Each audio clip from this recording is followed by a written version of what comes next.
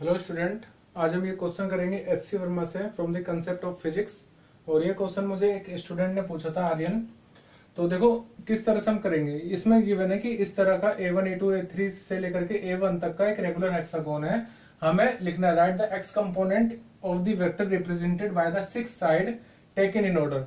तो एक regular hexagon है, ये सेम ऑर्डर में जब फ्लो हो रहा है, यहाँ पर चल रहा है, तो इसका एक्स कंपोनेंट आपको लिखना है। दूसरा इसमें कहा है कि जो पूरा use the fact that the resultant of the 6 vector is 0। ये फैक्ट यूज करके कि सभी वेक्टर का नेट रिजल्टेंट 0 होगा, आपको प्रूफ करना है। टू प्रूफ दैट ये पूरा 0 के बराबर आ जाएगा। ठीक है, cos 0 cos π/3 cos 2π/3। तो आपको देखो ये एक फिगर दे रखा है, यहाँ पर जितने भी जो आपको प्रूफ करना है ना, वो सब रेडियन में है। तो आपको पहली बात तो रेडियन में कन्वर्ट करना आना चाहिए डिग्री को। कैसे करेंगे? मान लो 60 डिग्री है, मुझे कन्वर्ट करना है रेडियन में, तो मैं मल्टीप्लाई कर दूंगा π/180 से। ठीक है, ये चीज आपको पता होनी चाहिए। कितना आ जाएगा? π/3। दूसरी बात, मान लीजिए एक वेक्टर है ए वेक्टर, जो कि एंगल बना रहा है थीटा यहां से, तो उसका जो ये कंपोनेंट हो जाएगा जिससे वो एंगल बना रहा है, वो कितना हो जाएगा? A cos theta. ठीक है, ये दो चीजें आपको पता होनी चाहिए। कन्वर्ट कैसे करना है? π/180 डिग्री मल्टीप्लाई करके, π/180 मल्टीप्लाई करके तो रेडियन में आ जाएगा। और ये एक्स कंपोनेंट कैसे निकालते हैं? ए कोस थीटा से। ओके, तो शुरू करते हैं। तो क्योंकि एक रेगुलर हेक्सागोन है, तो सब साइड का जो मैग्नीट्यूड होगा, लेंथ होगी, वो बराबर होगी। तो मैंने क्या माना? सभी साइड की लेंथ ए सबकी ए है, यानी कि मैग्नीट्यूड बराबर है। तो अब मुझे इसका एक्स कंपोनेंट लिखना है। तो एक्स कंपोनेंट कैसे लिखेंगे? देखो, सबसे पहले जो वेक्टर है A1 A2, ये एक्स एक्सिस पर है, तो ये कितना एंगल बनाएगा? 0 डिग्री। तो मैं कह सकता हूं कि A1 A2 इक्वल टू कितना हो जाएगा? ए मैग्नीट्यूड कोस थीटा, यानी कि कोस 0।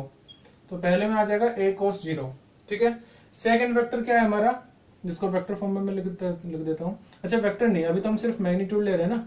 तो A1 A2 का मैग्नीट्यूड हमने निकाल लिया। सिमिलरली A2 A3 देखो कितना होगा। A2 A3 का जो वेक्टर है, उसका मैग्नीट्यूड कितना होगा? ए। और ये कितना एंगल बना रहा है एक्स एक्सिस से? 60 डिग्री। तो मैं लिख सकता हूं ए कोस 60 डिग्री। लेकिन हमें तो किस में चाहिए? फाइनल रिजल्ट रेडियन में। तो ये हो जाएगा A cos 60 degree multiply by π/180। तो it will be equal to π/3। ये डायरेक्ट भी 60 डिग्री π/3 रेडियन के बराबर होता है। तो हमने A2 A3 लिखा। उसके बाद चलो आगे। इसके बाद देखो A3 A4 वेक्टर की तरफ, और देखो कि कितना एंगल बना रहा है एक्स एक्सिस से। ठीक है, तो यहां पर अगर मैं एक्स एक्सिस ड्रॉ कर दूं, मतलब एक लाइन ड्रॉ कर दूं पैरेलल टू एक्स एक्सिस, तो ये एंगल हो जाएगा मेरा 120 डिग्री। ये एंगल कितना हो जाएगा? 120 डिग्री। ठीक है, तो इसको मैं क्या लिखूंगा? ए कोस 120 डिग्री। और कोस 120 डिग्री को अगर मुझे चेंज करना है तो मैं क्या लिखूंगा? देखो, 120 degree multiply by π/180। So it will be equal to 0 0 cancel out. और यहाँ पर हम लिख सकते हैं, आ जाएगा 6 2 12 6 3 तो 2π/3 आ जाएगा 120 डिग्री। ओके, तो यहाँ पर मैं लिख सकता हूँ cos 2π/3।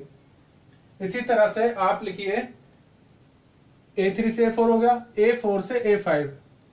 तो हमारा लिखेंगे अब A4 से A5 वेक्टर का मैग्नीट्यूड। तो ये कितना एंगल बना रहा है एक्स एक्सिस से?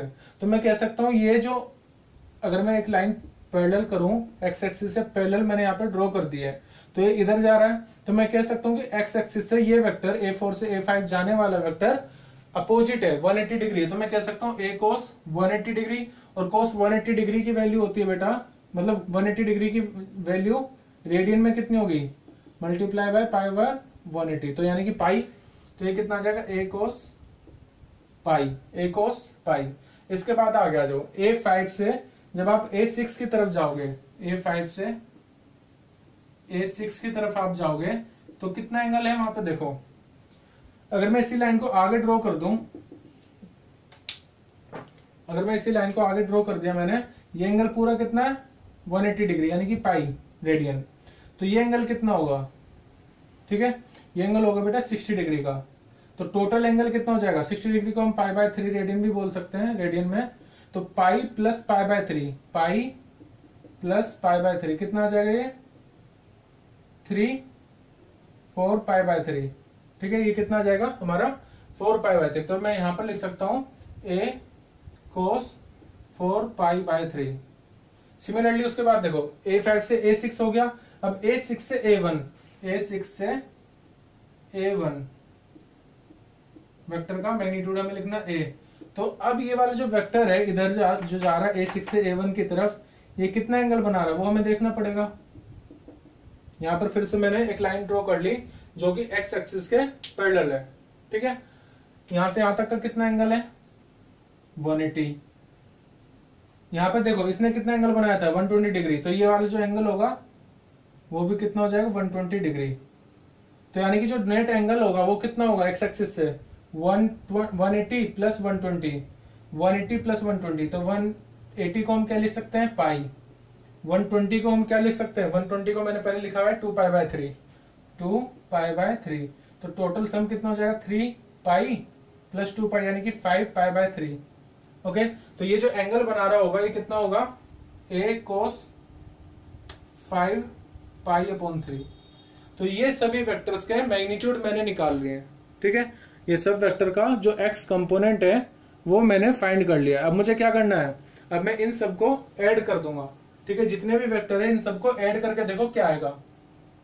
तो जब आप ऐड करेंगे सबसे पहले क्या आएगा a cos 0, तो इसको मैं थोड़ा ऊपर लिख देता हूं यहां पर।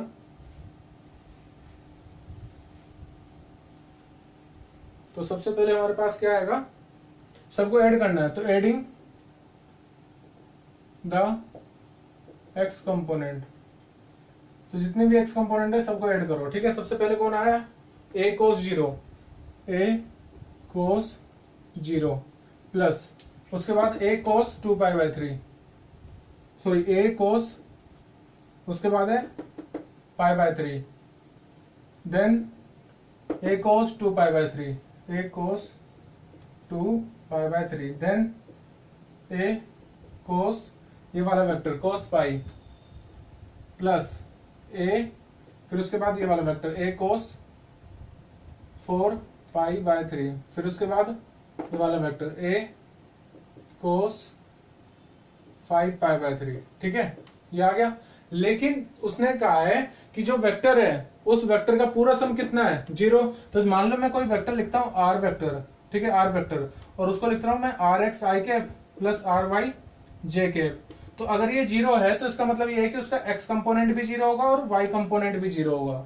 ओके, तो मैं कह सकता हूं इस रिजल्ट का यूज करते हुए कि जो पूरी लाइन मैंने यहां पर लिखी है उसका सम कितना हो जाएगा 0। और अगर मैं मान लो a सबसे कॉमन ले लूं, ठीक है, a सबसे कॉमन निकाल के आप 0 से डिवाइड करोगे तो क्या आएगा 0। तो a कॉमन निकाल के मेरे पास इक्वेशन क्या आ जाएगी cos 0 plus cos pi by 3 plus cos 2 pi by 3 plus, देखो ये पाई है ना, अब मैं क्या कर रहा हूं cos में ये जो पाई है मैं ऊपर नीचे इसमें 3 से मल्टीप्लाई डिवाइड कर दिया मैंने, ठीक है, यहां पर 3/3 कर दिया, कोई फर्क नहीं पड़ेगा। और यहां पर a cos 4 pi by 3, a मैंने कॉमन ले लिया है, फिर cos pi bye 5 pi by 3, 5 pi by 3। Okay, तो मैं कह सकता हूं मेरे जो फाइनल रिजल्ट आया है वो कुछ इस तरह से आया है, और ये किसके बराबर है 0 के। तो ये मैंने प्रूफ कर दिया जो क्वेश्चन में पूछा गया था कि प्रूफ करो इसकी वैल्यू 0 होगी। तो मैंने क्या करा, पहले सबका x कंपोनेंट निकाला, उसके बाद मैंने सबके x कंपोनेंट को 0 इक्वेट कर दिया, उसके बाद a को कॉमन लेकर के हमने दिखाया कि cos 0, cos pi by 3, cos 2 pi by 3। यहां पर मैंने थोड़ा चेंज करा था, पाई था ना सिर्फ, तो मैंने ऊपर नीचे 3 कर दिया था, 3 से मल्टीप्लाई 3 से divide, cos 4 pi by 3 plus cos pi by 3 equal to 0 आ जाएगा, ठीक है। तो समझ में आया कैसे करना है। अच्छा, एक चीज और बता देता हूं मैं आपको, हमारा cos का टर्म तो सब 0 आ गया, मतलब x का कंपोनेंट हमने कितना रखा था 0, तो उससे कितना आ गया, सब cos वाला टर्म आ गया 0। इसी सेम चीज को यूज करते हुए आप ये भी तो बोल सकते हो कि y कंपोनेंट 0 आएगा। तो वहां पर क्या होगा, जब आप y कंपोनेंट लेंगे, ये तो x कंपोनेंट आया आपका y कंपोनेंट जब लोगे तो आप साइन लेते हैं, ठीक है। जैसे मान लीजिए कोई वेक्टर है इस तरह से r वेक्टर, तो इसका x कंपोनेंट हो जाएगा r cos थीटा, और ये वाला कंपोनेंट कितना हो जाएगा r sin थीटा। तो जब आप y कंपोनेंट लेंगे, y कंपोनेंट, तो आपका क्या प्रूफ हो जाएगा, मान लो किसी क्वेश्चन में आपको प्रूफ करना है तो वहां पर ये यूज कर सकते हम sine 0 plus sine pi by 3 plus sine 2π/3 plus sine 3/3π plus sign